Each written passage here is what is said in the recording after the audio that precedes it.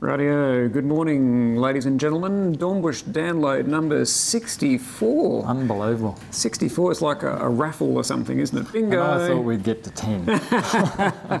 We should stop saying that. People might actually believe it. Anyway, good morning.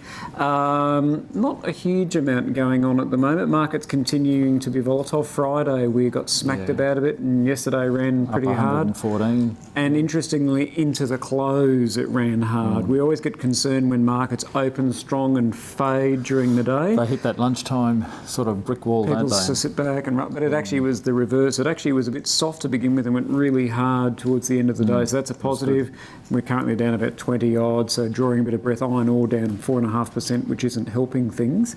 But today we wanted to cover off on ANZ. We wanted to cover off on that mining conference that you went to, and then just a general talk about the market. So let's talk about ANZ first. You've been doing a bit of work on ANZ. Yeah, there's been a bit of talk, Andrew, hasn't there, about ANZ cutting their dividends, and what we saw this year was they actually prepaid tax, so they had enough franking. Sorry, I should take a step back there. Not cutting their dividends, but cutting the level of franking that they're paying on those dividends down from 100%. 1999 was the last one, 80% franked, believe it or not. And if you think about it, like because ANZ does so much business offshore, which has been actually one of their appealing parts. About 40% of their income's from offshore, so that's and now they're getting issue. Punished because they won't pay fully franked dividends. So it's almost people wanting their cake and eating it. I want a fully franked dividend, but offshore exposure.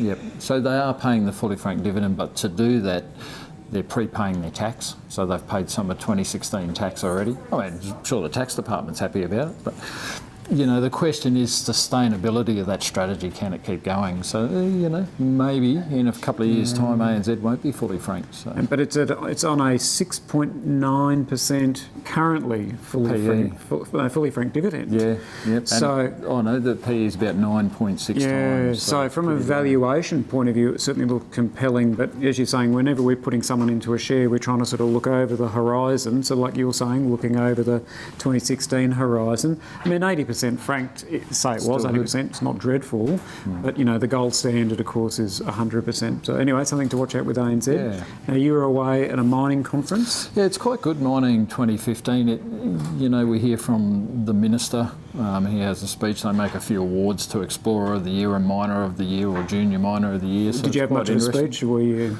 No, my backyard's really not big enough, you know. But what we do see there is industry people talking. We see the states all present, and it's really interesting. Northern Territory, because it's so sparse, I suppose, Andrew, you know, they're really pushing the mining side of things in Northern Territory, and copper.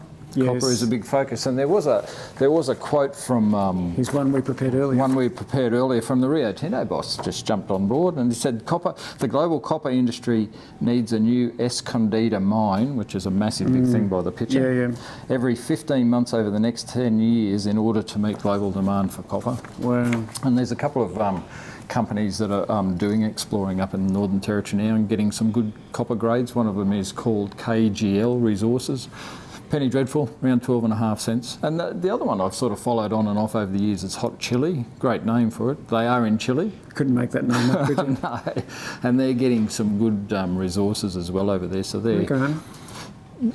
The trouble with these juniors is if they want to get to a mining stage, they've got to raise a lot more cash. So absolutely. They're ones to watch, and when they get to that stage where they are mining, perhaps that's the time for the longer term investment in them then. And we've seen, and we're in year 5 of a 5-year commodity downswing. So you're right, you're watching, you're not necessarily jumping in. But when the upswing is on the move, I mean, Jubilee Mines vividly sticks in my mind. They were in nickel, and they were like $1. And then, you know, there was this mass run on nickel and they went to like $20. Now, I'm not suggesting for the moment the ones that you've suggested would do something that extreme. Well, that sounds like Sedeco, Andrew, didn't it? They ran to $10, didn't they? And then the next day they're back at $4 just about. But in this space, they are really volatile and they do bounce around. So knowing your homework, knowing the companies, knowing the commodities, when they're on the move, you can very quickly make a decision.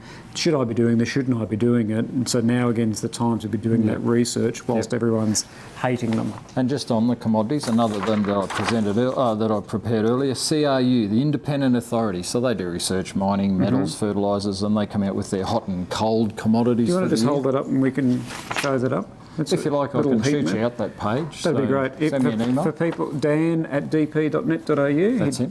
happily send that through. Yeah. So what are the hot big ones? one's zinc, and we see zinc. Mines are closing. You know, Century Mine in northern Queensland is closing. Lachine in Ireland, so the warehousing levels are coming off there. Tin, what's it in?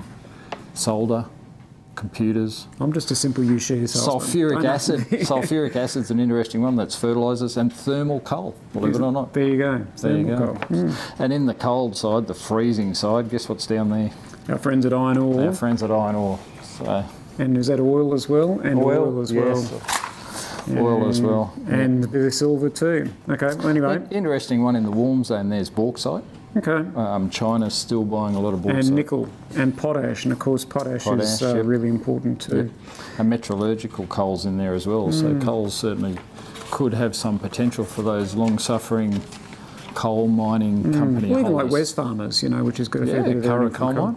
Yeah. Anyway, shoot Dan an email. That's a really interesting chart. I'll stick my name on that list No too. worries. Last thing we were going to talk about was the market outlook. Dan in our office takes certainly a fundamental view, but also has a pretty strong technical view. You subscribe to a particular bloke who seems pretty switched on. What's Mr. Hunt's view of the world? He seems to think the Santa rally could be reasonably strong this year and probably looking around 5,400. So we're at 50, 70, 50, 51 at the moment. Yeah, Yep. yep. So, but he still thinks we've got some bigger downside targets at 4,600, and Is that early next year, post the that'll Santa be rally? post the Santa rally. Okay. And the charting that we do with Brendan on Monday mornings, he's had that long-term support level at that 4,600. So But there might be one more hit. Who knows? But they do. We also, I think, both Mr. Hunt and Brendan both agree that if it hits 46, it'll bounce pretty savagely because 46 is great buying. Yeah. 5,000 is probably good value. 51 is okay. So you start getting higher, it's a bit less we've just compelling. been doing that sideways tracking, haven't we? But at 4,600 for the, and again, April's got the chart up at the moment, but 4,600 for the S&P ASX 200 would be great buying. Would be great buying. You'd be all over that. Yep. All over that. So don't get sucked into the doom and gloom merchants down at those levels. No, definitely not. Anything else you wanted to cover off on? I think All we've good. had a fair bit to 64, talk about today. done and dusted. Done and dusted. Till next week. Thank Thank you. you.